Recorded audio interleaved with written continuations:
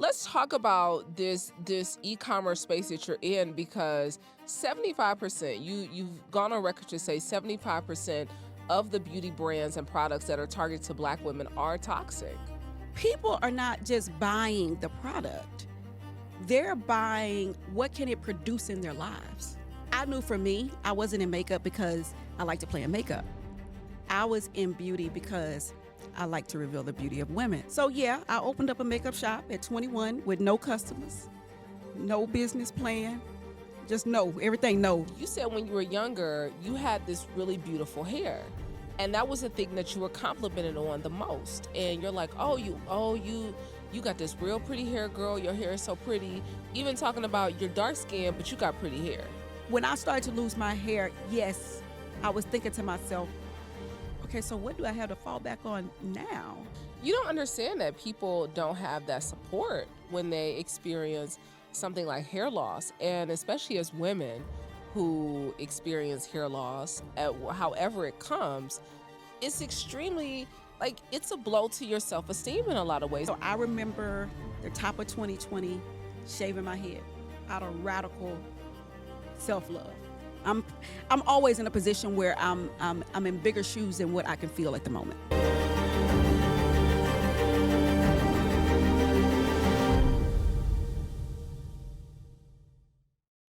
Welcome to Vaughn Powers Talks, where we don't just scratch the surface, we dive deep into the lives of some of the world's most influential change makers. I'm your host, Brandi Harvey. Now, y'all know what happens when my friends come and sit in the seat. We're going to have us a good time today. Kim Roxie is the visionary founder and CEO behind LAMIK Beauty, a clean, vegan color cosmetics brand crafted for multicultural women. She launched her first makeup shop in Houston at age 21 with just $500 from her mother, running it for over a decade before relaunching Lameique as a national e-commerce clean beauty line in 2020. A licensed esthetician, Clark Atlanta University alumni, a Tuck executive education graduate, Kim is deeply committed to ingredient transparency, inclusivity, and building a beauty brand that uplifts underrepresented voices. Her work has been featured on CBS Mornings, Essence Magazines, Forbes, and the city of Houston has declared Kim Roxie Day. Kim believes beauty is revealed, not applied. Vaughn Powers Talks welcome mother, founder, entrepreneur, and beauty expert, Kim Roxie, to the show. Hello. Hi, friend. Oh my gosh, I feel so good to be with you. Oh my goodness, we go way back. And you people don't know. People don't know. Young, fit, and fly back. You gotta go way back if you know Young, Fit, and Fly. You gotta go way back. Listen, Young, Fit, and Fly. I was telling my team in pre-production, I said, oh, Kim is a friend. They're like, oh, okay. I was like, yeah, she's coming on the show. She's a friend. I was like, Kim did Young, Fit, and Fly for me back in, I don't know, that has been 2010. Yeah. Maybe 2010. Yeah. When you were a makeup artist, yes, and beauty brand, Lameique was really like just local. Like it wasn't what it is today. And during those times, but we were empowering young girls then. Yeah. And we I was met through Facebook, I think. So the story is, me and Carly met on Twitter. Oh wow. Carly and I did a blind date at Houston's. We went to Houston's. Yep, that was it. And we did a blind date. And it was so funny because we both get there and she was like, hey. It was like, hey, girl. And so we talking. And it literally was like a blind date because, you're trying to get to know the person. You're trying to see. Yeah, like, am I being catfished? Like, what's happening here, right? And what was so good, though, was, and now that we know the way each other are, we all look for this, like, spiritual presence to happen to let us know we're in the right place at the right time. She told me that actually one of your dad's business partners or something like that told her, you need to get out and meet people. So it just happened at the right time that we, like, connected on Twitter. She's so antisocial, which is so crazy that she met anybody offline and said, yeah, let's go meet at Houston's. Let's go eat. And then after we ate, this is how you knew you had a good time. She took me to come meet you. Yeah. And that was our connection. And then you come and do this sleepover that we hosted for a group of girls.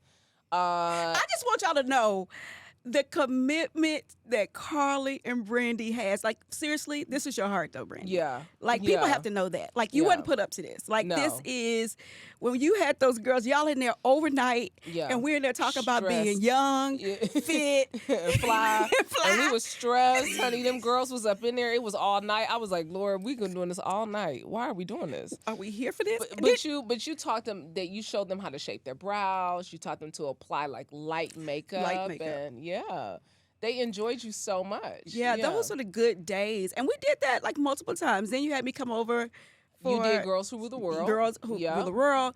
I mean, we've done a lot of stuff. And just, some people you meet and you let it go, right? Whenever it fades. But we've been able to continue, and I think it's just this connection. Yeah. We're around the same age. We didn't even know that. Yeah. But we're both Leos, right? All of us are Leos. Yeah. So we even just have that. And so I just think it shows the power of being open.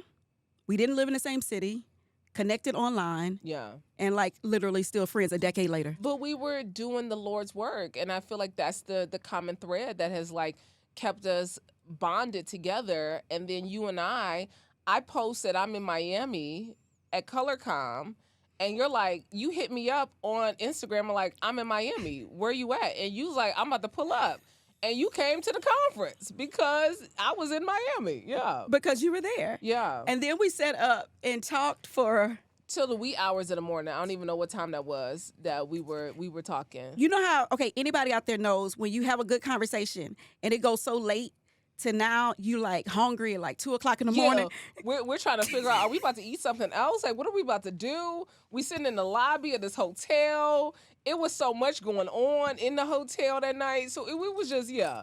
But it's like, I feel like for so many women who, come in contact with you, you were just on FaceTime with my mother before we even get on air.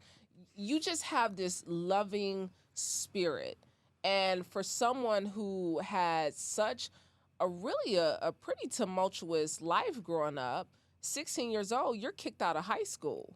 And so you believe that you don't start from perfect. You start from right where you are. You start from right where you are. And sometimes where you are is a hard place.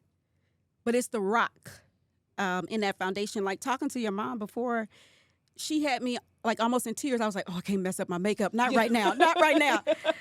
Because her voice, her presence just reminds me of my rock, my mother. Yeah.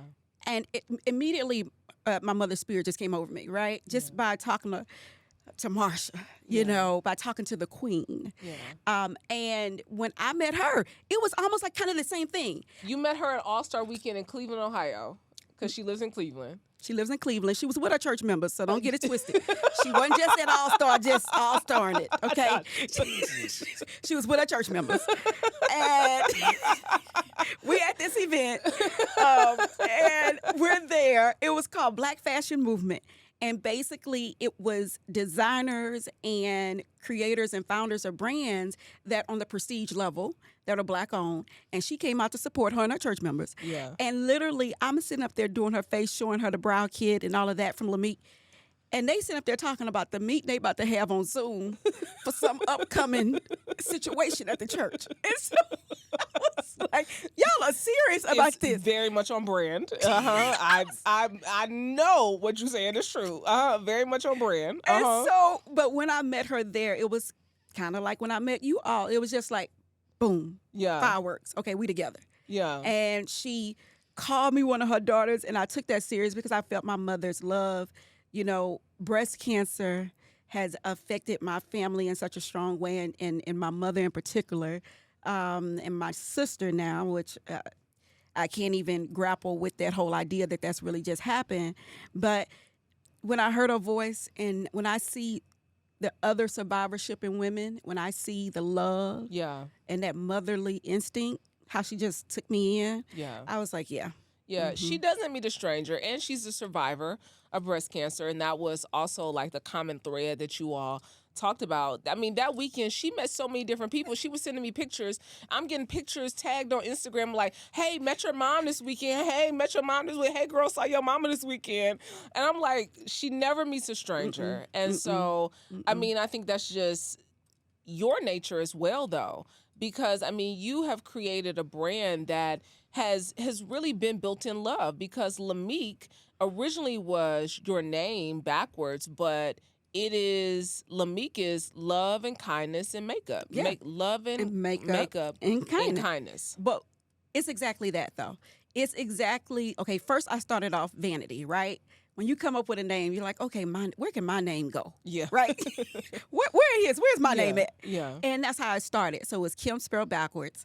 It was actually the La from my middle name, because my mom named all of her girls La something. So I'm Lakeisha. Because her name was Loretta. Loretta. And your daughter is named after your my mother. mom. And so my sisters, Lachey, Lakeisha, LaDun. Come on now, y'all know them loves. We was in there. We was in there. So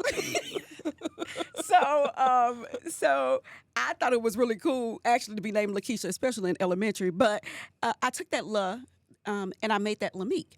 Well, I was in a meeting with a buyer for a major retailer, and they said, so what does Lameique mean? And in that moment, I could not say Kim spelled backwards in the love for my middle. It didn't even sound, that wasn't going to come out. I was like, that don't sound good. It's not a good origin story. Right, I don't like that no more. I don't like that no need more. a good brand story. I don't like that no more. Well, actually, it's Kim mixed with my middle name. You know what I'm saying? So are you going to take the products or not? Right? So I was like, in that moment, and even before we started, the way you prayed, right? In that moment, that's kind of what happened. I was like, Lord, give me something to say right now. I had to let her finish talking. As she was talking, I was like, Lord, give me something. And I came and I said, it stands for love and makeup and kindness. Wow. And looked that woman straight in the eye. You 10 toes. You were standing on business. And the whole room went silent. Mm-hmm. Because they're all in beauty and they never hear brands that actually have meanings to the names. Mm-hmm. Every brand is just whatever their name, named after a designer, named after the makeup artist. And so, not to take anything away from that at all, but I knew for me, I wasn't in makeup because I like to play in makeup. I was in beauty because I like to reveal the beauty of women. I like to pump women up. I like to get women excited. I love to show women and tell women the truth about them, that they're amazing. Yeah. And that they're beautiful. And girl, I don't know what he or she said, but they hating, right? Like, so that's what I like to do. And so when I was here in Atlanta, going to Clark Atlanta University, I worked at a makeup counter just as a little side job because Foot Locker didn't hire me. Let's be clear. If they would have called me back, I'd be working there. Yeah. But I would have worked there, but I ended up getting called back at this makeup store. And so I ended up working there. And the first couple of weeks into working there, my manager said, now, how are you selling all this makeup? She said, because you don't know what you're doing. So she said, you don't know how to do makeup at all. So what are you? You weren't as skilled as you are now. Yeah. Nowhere near. Yeah. And so I said, you know what? I've fallen in love with making women feel good about themselves. And I used to take every shift. I used to work morning and night because it became, what I understand now is that it's a calling. Yeah. I mean, it's so interesting because as you're telling the story, I'm thinking about the other Kim who sat on the seat, Real Talk Kim, the pastor. Yes. When she talked about she worked at the makeup counter and was selling all these lip glosses and stuff. And they like, how are you even doing it? You don't even know how to do. She was like, I was so good at telling women how beautiful they were and how great they were. And I was so into the story of their life that I became a top seller. And that's you, because you was going to grab folks out the food court to come. I said, come on down here. And funny story, Real Talk Kim and I spoke at a conference together in Houston and tore that thing up and had a good time because, to your point, people are not just buying the product. They're buying what can it produce in their lives. Mm-hmm. What can this product produce for me? Will it produce good self-esteem? Will it produce motivation for me to wake up? What will it produce for me? And that's what I attached to. So, yeah, I opened up a makeup shop at 21 with no customers, no business plan, just no, everything no. Really, if I would have been my advisor, I would be like, no. So what you need to do is go back and start over. But you got this $500 investment from your mother because she believed in you. My mother, so the real gag is my mother loves makeup. The real gag is my mother, literally when we opened that up, when I opened up the makeup shop her sister, her cousins was like, girl, your mama dream has come true. My mother loved makeup, beautiful dark-skinned woman, loved to wear different wigs. My mom was just that girl. Yeah. And so she worked at the post office. You would have thought she worked downtown here somewhere, but she worked at the post office, but she sit at her little vanity and put on her makeup. She thought highly of herself. And I think for me, when I opened up that makeup shop, I didn't know it, but her dream was coming true too. So when I opened it up, I didn't have any customers. So I had to walk down to the food court. Baby, you learn how to strike up a conversation. Right. And know how to start a relationship real quick. I'm like, hey, girl, hey. And walk them all the way down to the store. But that's how I ended up building up my clientele. It was not, such and such told them about me. And so I kind of always have that attitude. I'm always going, sometimes I'm like, why did you put yourself in that position again? I'm always taking these leaps. Always taking these leaps. Never fully had the resources for the leaps I take. Yeah. But just steady taking these leaps. And at some point, the resources either get manufactured or they get attracted. Yeah. And but that's what I would say, even to this day. I'm always in a position where I'm in bigger shoes than what I can feel at the moment. Oh wow. Wow. That's so good. You take these leaps, and I mean, for over 10 years you have this makeup studio. I mean, that's a full service studio. It's lashes, it's makeup, it's brows, it's all those things. And you really started to fall in love with brows because you're like, a brow is 75% of your face.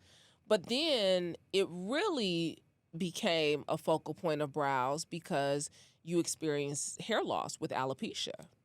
Yeah, so I was experiencing hair loss in my 20s, but I was not coming in contact with it. I wasn't identifying with it. I remember going to the dermatologist. The dermatologist was male and a different shade from me, and he just sort of told me like, oh, take this Rogaine, right? And sort of, just take it and maybe it'll work out for you kind of thing. Didn't explain, didn't really do analysis on my scalp. And so I went a long time just wondering, but because I love style, I steady wear my wigs, steady wear my different things, no big deal. Then finally when I got into my 30s, I was like, yeah, like I'm trying to cover up these bald spots. It's just becoming too much. My eyebrows are starting to get, less hair. So at this point, you have clumps of hair that are coming out. Okay. Yeah. And I'm experiencing thinning edges, all the things. Like, because I actually have like 3 different forms of alopecia. Because there's different forms of alopecia. Alopecia areata, the CCCA alopecia that affects, just there in the crown of the head. Like, it's different forms of alopecia. Then you have totalis. I don't have totalis. But and your form is? The alopecia areata. Okay, and what does that mean? So that means that the baldness can just come in spots. So somebody can have a full head of hair and then just have bald spots in different places. Like, my hair actually grows a lot in the back, but it's a bald spot at the top. It's one over here on the side. Like, it's those kind of things. And so, and then there's also the CCCA. It's the long one that I also have where it affects the crown of the head. So yeah, there's different forms of alopecia. And when I finally went to a dermatologist, in this case, who looked like me, she was like, I know exactly what's going on, and explained. And I finally got the diagnosis around it and everything. And for my eyebrows, I was experiencing that same hair loss. So how do you feel when your calling card leaves you, right? It's almost like what you're known for, now all of a sudden you don't even have. Now you feel like an imposter, right? Like, you're like, oh, I can tell you how to do your eyebrows, but I don't have any. And so, because I want you to go back, because you said when you were younger, you had this really beautiful hair. And that was the thing that you were complimented on the most. And you're like, you got this real pretty hair, girl. Your hair is so pretty. Even talking about your dark skin, but you got pretty hair. Why you bring that up, Brandi? That's exactly it. I was almost like a victim to that. Like, I heard that so much. I expected to hear it to a certain extent. Oh, you dark, but you got some pretty hair. And like almost like my hair saved me, Wow. saved my cuteness. Oof. Oof. It's so deep. It's so deep. Yeah. And people don't realize that's like a normal practice. That's like a normal thing. And we actually wait to see. So like even when you walk in the room, it's almost like people even waited till you turned around and then be like, oh, okay, well, come on, you can be a cheerleader. Or, that kind of activity. And I was so used to it. I thought it was normal. I thought that's just the way. And, in Houston and the culture and, being light skinned and all this stuff, I didn't, when I started to lose my hair, yes, I was thinking to myself, okay, so what do I have to fall back on now? Mm. Right? And I'm in the beauty industry where you're supposed to look a certain kind of way. Right. So I actually had to navigate how I then would fully show up. So I remember the top of 2020 shaving my head out of radical self-love.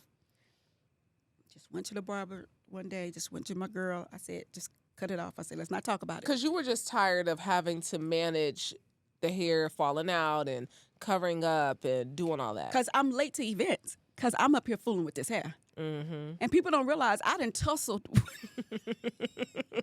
I done rumbled with this hair. Listen, I'm fighting this wig. I'm fighting everything up in here, trying to get to this thing I'm on stage for. Yeah. Right. And then, not knowing, and it's just like all of us, we're all going through something behind these eyes. But it's like, I want to tell somebody, no, I've been 2 hours trying to tussle with this hair. You think I'm just, trying to be a diva? No. Yeah. Right? And so I got tired. And out of radical self-love, I said, you got to do this for you, Kim. Like, you got to believe that you still look cute. And I remember one time I referred back real quick because I have been raising money for mammograms in Houston since 2014. And 2014 is the year my mom passed. So she got to see me do that first event. In Houston. We raised about $50,000. But I said if we hit our goal, I would shave my head. So I shaved my hair, but I didn't shave all my hair. Because even in that, I couldn't get myself to even do the whole thing. When they started shaving, I was like, ooh, okay, wait, let's just leave something right here, right? But I remember my mom saying to me, you got the cutest head. Mm. So I kind of had that little voice in my head. I got the cutest head. You do have like a perfectly shaped little head. Now, I know if I cut my shit off, baby, I'm looking like, God damn, what? Baby? Stop it. Because this face card is, Girl, come on. It need hair. It can take me to the mall. Mine need hair. You good. It can take me to the mall. This face card can get me places. Yeah, yours definitely can. Listen. So, I mean, but you're fighting with this, and then you have this moment of back and forth, and then you say, I'm going to do it. And I did it out of radical self-love. I did it, and then the pandemic hits, and we don't even know if, like, COVID is in our hair. We don't know where it's at. So, right. So I was like, oh, we're good in my hair. I'm glad, baby. I ain't got no COVID hair, baby. I don't have to wash it. I ain't gonna do all that. So, and then when it all hit, I was launching Lameique nationally. Then e-commerce, launching the brand back out again, and I had this bright idea that everybody was so confused and what's going on, and then our leaders weren't telling us exactly what was happening, and I said, "Yeah, I'm gonna turn on this camera." Because you're relaunching you're now going to do e-commerce with Lameique in 2020. March of 2020 to be exact. You're relaunching and then COVID hits and you're like, oh my God, what do I do? And you, like so many other people, said, I'm going to turn on this camera and see what happens. And you end up going live every Friday night. And you start selling your products like you your own QVC HSN, baby. You there, you like, this is what we doing. Let me show y'all how y'all use the products. You're doing all of that, and you start to build this community. Absolutely. And I had done a quick survey to the email list I had, and I said, are you working from home? Are you going? And everybody was saying I was working from home. I said, do you know how to do your makeup? 70% said no. So I said, okay. What I realized is the Lameique customer, she's a girl that's went to school. She's gotten a job. She's breaking a glass ceiling. She never went to the makeup class. Yeah. You know what I mean? And so I know that. So I'm like, okay, how do I help her? But now she's doing Zooms. Now she's doing presentations. And she needs to show up. So I was like, all right. And you only have this box that you're showing up in, right? They can't see the full outfit. So they got to see what you're doing on the face. Yeah. That's it. And so I was like, I'm going to show y'all how to do it. And then also, I like to make people laugh. I like to see people smile. I was like, we're going to have just a good old time. We're going to play some music. The twist was my daughter did not let me be great. She was like, so what we doing in here? And so I have... Because you were using her room. I used my daughter's room because she was on the side of the house that was, the most quiet and sort of, all of the things. She had a good little background for me. I was like, hey, I'm going to use this room. And she was like, I put her in the living room. I was like, look, these your snacks. This your show. She was 4 years old at the time. This your show, right? This the show you like to watch, right? She, I said, stay right here, okay? Because I think she's the same age as BJ. They're the same She's age. 9. Yeah, about to be 10, right? Yep. Mm-hmm. So, bless your heart. So I would go back in the room and I'm like, okay, she gonna be good. She come busting in there. What we doing? And I'm playing music and she like, let's go. We on live? We on live. Cool, got it. I'm on live too. I'm doing makeup too. At 4. And I was like, trying to do the first thing, like trying to do like this. like, but they don't take those signals. You like, get out of here. She like, girl, hey y'all. Like, yeah. That's how BJ was in the pandemic. He was definitely popping up on our live like, hey, like I'm here. Those y'all little friends out there. Uh-huh. Yeah. And so we went, and so the first night I saw I couldn't get her away. So then I was like, just come on in. Bring her in. Just bring her in. And she rocked it, and we rocked it. And for 4 consecutive years, we went live every Friday night, and people literally watched her go from not knowing how to read to learning how to read the comments to knowing how to do the giveaways to knowing what was the next step in the process all the way through. Now she's like running the TikTok. Now she's running the TikTok. She's running TikTok At 9 years old. She's running the TikTok up. She goes with me sometimes to some of the events, and she's doing social media. Wow. Yeah. She's a little lady though. She's a lady. She's a lady. But she's on the people say like, oh, does she like playing in makeup? I'm like, no, Loretta don't just like playing in makeup. First of all, her name, she's already grown. Whose phone is that? Oh, that's your phone. Why would I have a and what time is it? 12:45. Yeah, why would I have an alarm at 12:45? That's interesting. Right. We should ask Kim about that. Now make sure you turned it off though. You didn't hit the snooze. I'll turn it off. Let me give it real quick. Let me just confirm. First of all, we know you got an Android. We ain't never heard that. Yeah, I'm sorry. Y'all act like it was a fire alarm. Because we was, John was like, y'all thought it was a fire alarm. Y'all was like, do we leave out now? That's right. Yeah. Because them iPhones gonna get tapped. This man gonna tap them phones. You already know. Android, we gonna be the last ones alive. Like, listen, I want to go back to a flip phone anyway, so it's all good. I don't need nothing else. Just be able to call. Listen. But your daughter's named after your mom. Her name is Loretta. So she's already made to be grown, okay? Because that's a grown name. You don't even hear kids named Loretta no more, okay? So you don't even hear that. We know she grown. She grown. And you already know the kids we have, your nephew, my daughter. Like, I can't just tell her, Loretta, just go do. She's like, no, I've considered it. And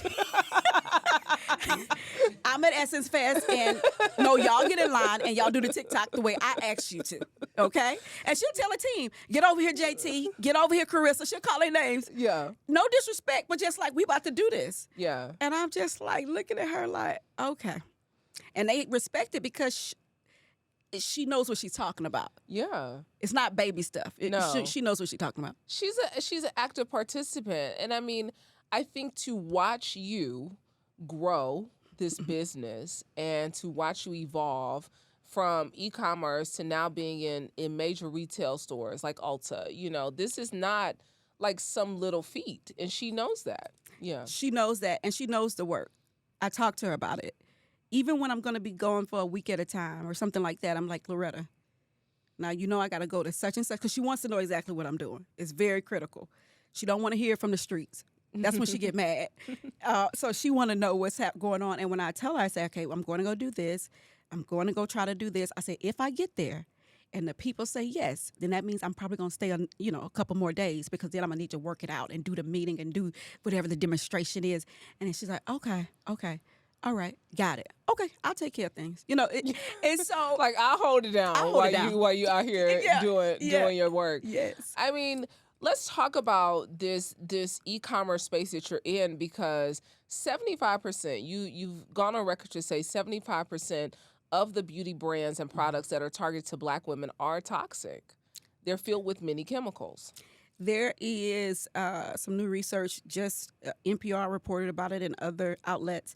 They did a study of 64 Black and Latino women in California, and they examined their makeup and went through it in their personal care products. So shampoo, the eyeliner, all the case, all your personal care products, and over half had known carcinogens. And so, yes, there is a correlation between what we put on our face, which is our skin is our largest organ, our lips, anything we put on our lips, we eat. In our lifetime, we'll eat 13 lipsticks or lip glosses in our lifetime. Wow. So what you put on your lips, you digest at a certain point. I was talking to eye doctors, what you put in your eyes, around your eyes, it seeps into your eyes, goes into that bloodstream at some point. So, yeah, these products, we have to be more conscious. It's not about being scared. It's just about being conscious, being aware. I always tell people, when I talk about the 75% of beauty products marketed to us are toxic, I'm also talking about that black market makeup you buy. It's not the brand, that counterfeit makeup. Think about those things. Don't just, if you don't know the company you're getting it from, don't just be out here buying stuff and putting it on your face. Mm-hmm. So all of those kind of different things. But yeah, I always tell people, hey, if they're not making the best, especially when it comes to people of color, like if they're not making the best for you, healthcare isn't the best for you, whatever the case, we're dealing with maternal rates that are bad, all these different things. What makes you think that people are trying to make the best makeup for you? And I waited around. I was waiting for somebody else to do it, to be honest. Yeah, I had my makeup shop in Houston. I had met my chemist. He retired from Estee Lauder. We were making products, but I was selling them right there in my makeup shop, pretty local, taking care of my business. Nobody came and did what I felt like we deserved. And then finally, I just had to do it. You had to take the leap. And you've talked about all the leaps that you've made over your career. Each one has been the leap, right? Not knowing that the net is going to appear, but somehow it does. And you were entering into the lip gloss space, and you were like, I'm not going to do this. It's very saturated. The market is very saturated. That's not a space I need to continue in. And here comes this woman named Margaret. Here comes Margaret. Margaret sends an email because we didn't have the lip gloss, and she's like, hey, when I used to be at the store, I could buy the lip gloss. You going national and everything, but I don't see no lip gloss. You going all big and everything, but I don't see no lip gloss. The lip gloss? Mm-hmm. And I'm like, oh, Margaret, that's everybody got lip gloss. Like, just go get some from somewhere. Because, again, I'm not doing this out of my own vain thing. I only do what's needed. And she was like, no. You don't understand. I used to get upper respiratory infections from lip gloss and lipsticks I was using. When I used Lameique, I got none. Mm-hmm. So I'm going to need that lip gloss. And I literally launched the lip gloss because she wanted it. Wow. Because I knew Margaret was just a representation of the other women that were out there just like Margaret who need that option. And she called me back to what I'm supposed to be doing. And that is sometimes not worried about what everybody else is doing, but understanding your purpose and the reason why you're producing what you're doing. So, yeah. I mean, talk about the purpose, because there have been so many factors along the way. Your mom being a factor, your sister being a factor, your daughter Loretta being a factor, all of these. But What is the thing that's fueling you in this season of your life with the beauty industry? Wow. So what's fueling me right now? It's something that I only see in the eyes of people when I see them. It's not something that I'm just like, oh, I need to do this. I just had a pop-up. I just did an event with Nordstrom because we just launched on Nordstrom.com. And so I was doing an in-store event, and a girl from high school said, oh, I had to get over here. I heard you were over here. Breast cancer survivors came. Oh, this is what that's what, I'm like, really? And my friends are like, yeah, Kim, you like, but I'm still the 16-year-old Kim that got kicked out of high school who's still proving herself. You So know? you don't see yourself as a success story or somebody who's made some valiant strides in their life. You're not seeing that. I'm not seeing it in a place of that's what I'm trying to fuel and do. I don't really see it like that. You know, I it's not that I have low self-esteem or anything. It's just that's not my motivation. My motivation is people will tell you, like, I'll still do somebody's eyebrows if I got 5 minutes. But at the same time, I could have been right here with you, right? It's not about that. For me, it's just about evoking that joy, evoking that love, staying consistent, always in there. I am about breaking these glass ceilings. You know, there is real inequities in the beauty industry. I will get turned up on that because if I look at with Ulta, I was the first Black-owned clean makeup brand to launch on their website. We're on jcpenney.com. We are one of few Black-owned brands in there. We're on Nordstrom. We're one of few Black-owned brands in there. And made in the U.S. That's another thing. A lot of our products are made in Houston, Texas, where I'm from. So I'm actually like making makeup where I'm from. It's a lot in there that I'm like, okay, God, okay, I see what you're doing. But thinking that what I'm doing is something that I can sort of like just sit on, no. Yeah. Steady in the fire. Yeah. Steady in the fire. How has faith fueled this mission, not just for clean beauty, but to bring love and kindness and makeup and joy and evoke that joy when you meet people? How has faith anchored you along the way? Faith is me showing up somewhere because God told me to and don't even know nobody there. Who all over there? You're not asking that. You just going. I'm just going. I love that. I'm asking who all over there. Who all over there, God? Don't send me them over there. I don't know them. But when I get there though, I will be like, oh, for real? This where you sent me? Oh, for real? You couldn't have been. You playing. And then God will use somebody who I think is full of, you know what? Yeah. And will set me up for something real. And I'll be like, oh, I trust you. I trust you. Yeah. I see what you're trying to do here. I trust you. I see what you. And even when it came to, you know how we say God take the foolish things of this world. And I've seen it over and over again. And that's the reason why even with people who I know have talked ill or things like that, they about to be my footstool real soon, right? I believe that. I know that because I've seen it so many times that I can't even talk bad about them because then I'm going to mess it up. Yeah. So I got to let them, do them because they still a part of the plan. All things work together for good.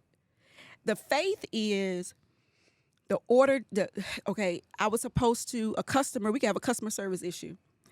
Package supposed to get there. Now she mad. It's her wedding. Or, anything or whatever the case is. I get on the phone with the customer or a team get on the phone with the customer because we got on the phone and faced it, right? Or, a lot of times just having faith because I'm like, I don't know what I'm going to tell this person, but I'm sorry, but that's not enough, right? But then we get on the phone and then they're like, oh, we're having this conference. Do you think we can do that? Just because you talked to them, just you talked it through, pretty much every one of my customer service issues has always resulted in a bigger contract and a bigger sale and a bigger something. Bigger impact, something has happened. Yeah. That's faith. But that's kindness, too. I think that's kindness and compassion. And I think you always greet people with that. And when people encounter you, they encounter love in the makeup and kindness, right? Love and makeup and kindness, and I think that that's the undergirding of the brand, of why people are invested the way they are. Yeah, and it's my also my personal mantra. LAMIK also stands for Loretta, always made up, and Kim, because I feel like my mother was the salt of the earth, and really the reason why I understand about being kind, and I also understand about taking up space at the same time and honoring who you are all at the same time. And so that is also my personal affirmation: love and makeup and kindness. That's something you can tell yourself, because beauty is revealed and not applied. I want you to delve into this. It's so funny because when you were on the CBS Morning Show and Gail was like, I think beauty is applied. I have to apply mine. Okay.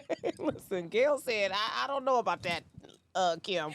And meanwhile, shout out to Gail's makeup artist, Ray Dunn, who uses my brow kit on her. But then also Ray Dunn is an amazing person and can reveal the beauty of people. I love to meet beauty professionals who reveal your beauty just through. And so basically what we mean by that is beauty is revealed because there's things about you that people don't know. Once they find out, they're like, oh, she bad. Oh, I like him.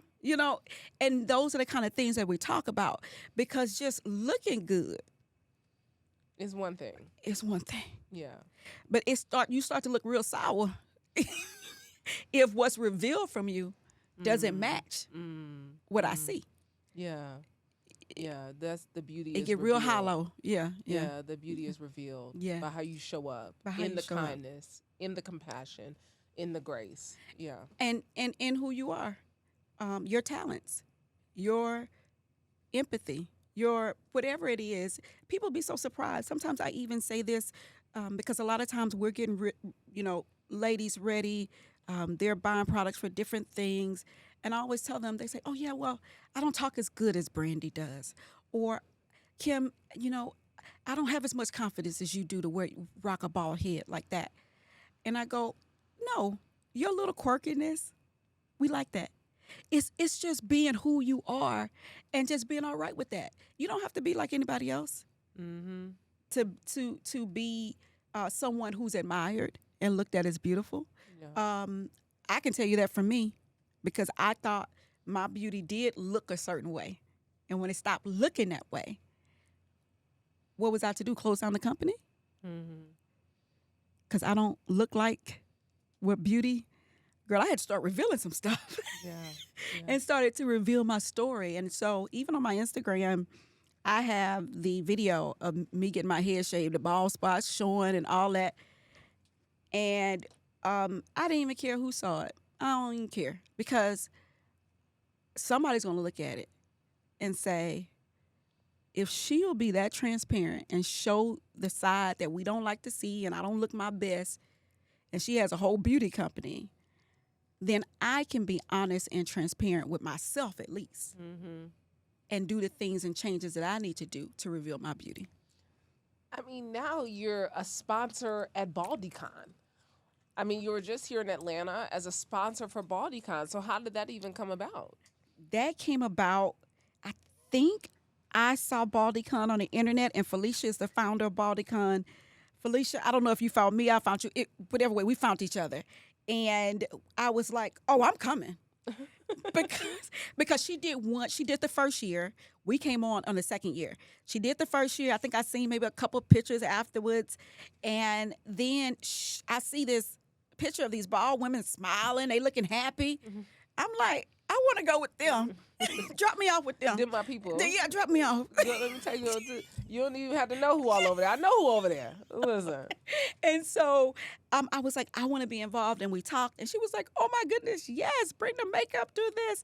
And so actually we were right here. We're right here next to this hotel, Cooley or Coney, or right here. And so we went. That was the second year. That was our first year sponsoring Lameique. We were a part of it. And then last year, we were a part of it.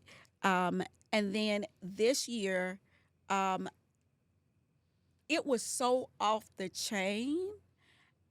And it's such an experience where it's a type of conference you're gonna cry, you're gonna laugh, you're gonna leave with about 5 friends.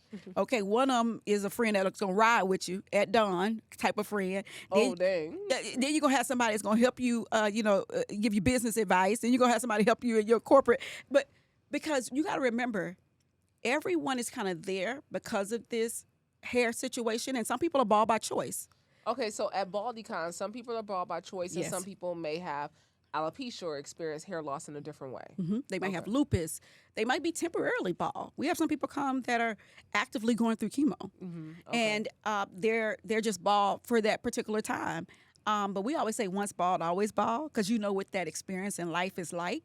But people are coming from these different backgrounds. And so you have to remember that we are just not our bald head. So these people are professionals. These people are entertainers. These people, we had so many women in the room this year that went viral. We had, line dancing with Teresa. Okay, so she teach line dancing that everybody follow on YouTube. So Loretta. Your daughter. Goes, you got my plane ticket for Baldi Con? I said, Not you got my ticket. I said, who said you was coming to Baldi Con? You ain't come last year. What you talking about? And she said, oh, y'all gonna have line dancing with Teresa there. I'm going.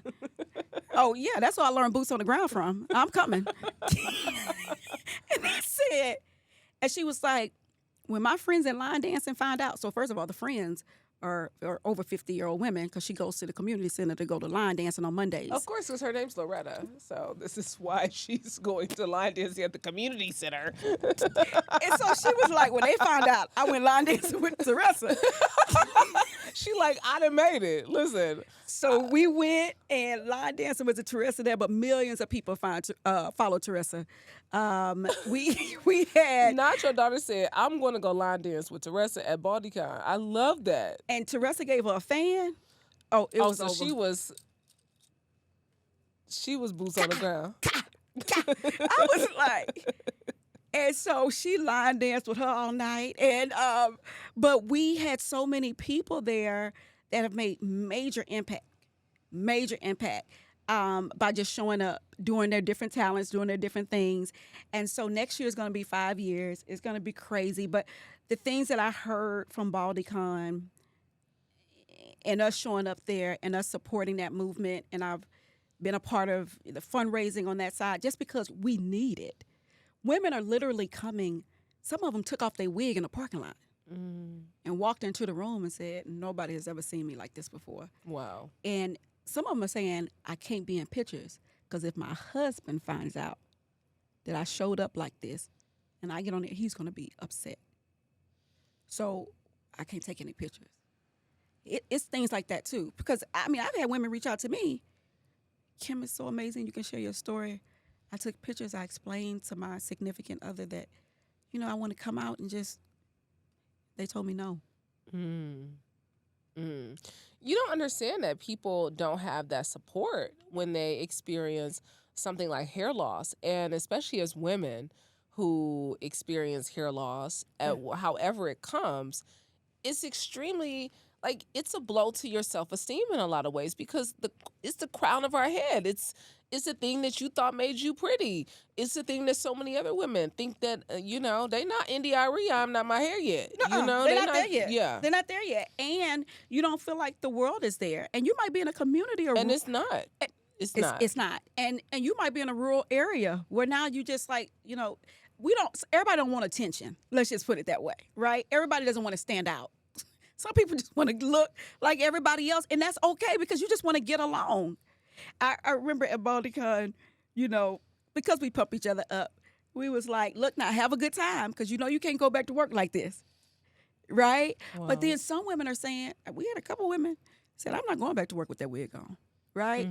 They're going to know, and I'm going to wear the wig when I feel like it, but I'm not going to be bound to it, And those are the kind of things that happen. And for us as a company, for Lameique, we show up at that event to empower the women and let them know, look, you look good, you look great, but on top of that, Do not allow what's happening to you change you. Sometimes you can go through things, especially with your beauty, physical especially, and it can make you bitter. It can make you sour. It can make you, it could harm you in a way that it's not cute, right? And so I think that that's what that's about too. And even in my own personal, I'm talking to you from a place of honesty that sometimes do I wake up and sort of look at myself in the mirror and go, okay, sometimes I wake up a little frustrated that I experience this. But then, you work through it and then you're like, I'm good, and you show back up, because I also understand that my life has purpose and it comes from God, and he don't always consult with us how that's going to go down. Yeah. He don't always pull us to the meeting. Yeah. He just give the order. Just get an order. But he means well by it, because I couldn't even imagine life without this ball community. I can't even imagine. What's the one thing you would go back and tell young Kim Roxie, who is starting her makeup store in that mall in Houston and trying to get those clients from the food court to come just try something new? What would you tell that younger version of yourself? Every raggedy tragedy is going to bring strategy. Every raggedy tragedy is going to bring strategy. Amen. That's a word right there. Let's clock that, Hannah. Clock it. Yeah. Yeah. I've seen it every time. I pull customers from the food court, but the big thing, the reason why I was able to stay in business in that mall was because Hurricane Katrina happened. If Hurricane Katrina wouldn't have happened, I still would have went out of business a little shortly after that. Hurricane Katrina happened, and that was tragedy. Tragedy. The mall went into bankruptcy. Everybody had to vacate. Tragedy. But God set me up for a strategy to go into the richest neighborhood in Houston with my boutique, and then everybody thought I was amazing. I had to catfish the man to get the leasing office. To get the lease for the space, though, in this River Oaks area, which is our wealthy neighborhood in Houston, because he wanted to rent it to me. I didn't know it, though. My friend went to school, predominantly white school. I didn't, right? And so I didn't know, the way things go. I'm like, girl, I'm about to call this man. I got my first and last month rent. I'm good. She's like, don't call the people. And so she had someone come act like he was my realtor. I didn't know. I went the day to go pick up the keys because I decided I wanted it. And the guy said, oh, where's Scott? I said, Scott? I said, you talking about my realtor? He was like, I thought he was the owner. I thought he was the one opening up the beauty. It's a beauty thing, right? I thought he was opening. I said, no, it's me. He said, what, are you married to a basketball player or something? Oh, okay. So, yeah, you've been catfished. So, you're renting to me. Hey, gotcha. Gotcha. Listen. Clock that. So, wow. So those are the things, but tragedy, strategy, okay? The pandemic happens. I had already closed down the makeup shop because in 2018, God gave me a word that there was more. I never understood people who have it going on and then they sort of stop what they're doing to go do something. And in that moment, I did that. I had to surrender to what God said. He said it was more. So I closed down my makeup shop. I wrote a letter to my customers. I said, God said it's more. Now, if you think you need to go talk to him. If you think I'm having mental issues, you need to go talk to him. Okay? Take it up with God. Take it up with God. That's the management. Yeah. And so, but I remember telling a woman in the back of a church, believe it or not, my girl, I called her my witness. I told her in the back of that church, she was asking me about, closing up the shop and what I was about to do next. And because people just didn't understand, like, what are you doing? And she wasn't asking, she wasn't being ugly. She was just like, what you about to do next? And I felt so challenged because I didn't know. Mm-hmm. And all I could say was, I'm about to build a makeup line for 2020. And she's my witness. I said that. And so that was in 2018. And so 2019, I was working on it. I was a part of accelerators and things like that. And in 2020, March 2020, I was ready to launch. And I built the line for 2020. And then tragedy. Tragedy happened. And then God, you need God gave me the strategy. a strategy. Yeah. Turn the camera on. You ready for 2020. You didn't put everything online. You ready. So yeah, that's what I would say. And a lot of times we either break to tragedy, we break down, we run from it. But that's where the strategy at. That's what I would tell that Kim. Yeah, that is so good. That is so good.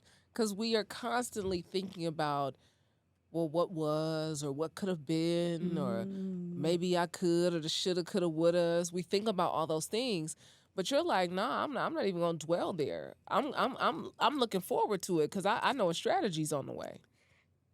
At this point, when the turmoil happens, I know God cooking. I'm like, oh, he cooking. Okay, I see you. All right. That didn't happen. That order didn't come through or this happened or, it's like, oh, he cooking. Yeah. Let him cook. Let him cook. Let him cook. And in the words of BJ, you're cooked, bro. In the words of BJ, listen, right? Okay, you're cooked, bro. That's all he says. That's all he says. All the time. Somebody getting cooked, baby. So hopefully he know God cooking. Okay, and that's a good thing. Oh, he know. Yeah, he know God cooking. As we begin to close out this interview, one word you're committed to in this season of your life. One word you're committed to in this season of your life. Expecting. Expecting. Why? Because I'm there. I think that when you think about expecting and expectation and all of that, you have to be there to expect it. Like it's almost like, yeah, I'm here, I'm ready, I'm attracted, I'm moving. I just feel that I'm expecting. I'm expecting, even sometimes expecting tragedies. I'm expecting. Even, triumphs, I'm expecting, because there's strategy that's coming. There's the moves that are coming. But yeah, expecting. Yeah, expecting. Yeah. Kim Roxie, a pleasure, a honor, always. Just, you are such a light. You come into any space and you light it up. I every time I see you, it is like this glow about you, this glow around you. Mm-hmm. You are such a pleasure to know. And so thank you for joining me. Bottom Powers Talks, another good one for the books. Be sure to share this with somebody who needs to raise their level of expectation in this season of their life. Until next time, I'm your girl, Brandi Harvey. Eat well. Give a damn. Move your body every single day. Peace. Can I also say this? Uh-huh. Go back, put the mic. I got something to say. Okay, you got something to say. We got to do truth or myth, but go ahead, girl. Okay. No, I have to say this. I have to say this because Brandi is so substantial. When I think about your name and I think about you, all I can think about is like this sustaining power. Mm-hmm. And so, I just have to give you love, friend, because you have sustained. You have, when you think about even the ripples and the little tears that have happened in your life, still sustained. Yeah. And so I just have to give you your flowers. And people have to know, too, that you've always been this way. Always been this way since I know you. We met again 2010. Yeah, so over a decade ago. Just always been this way. Always been this way. Always been about the business. And so I am just so happy that you have just unleashed, I feel like. And I feel like so far we've only gotten about 40%. Yeah. You still got a whole nother 60% of unleashing. I'm talking about whip, like out here.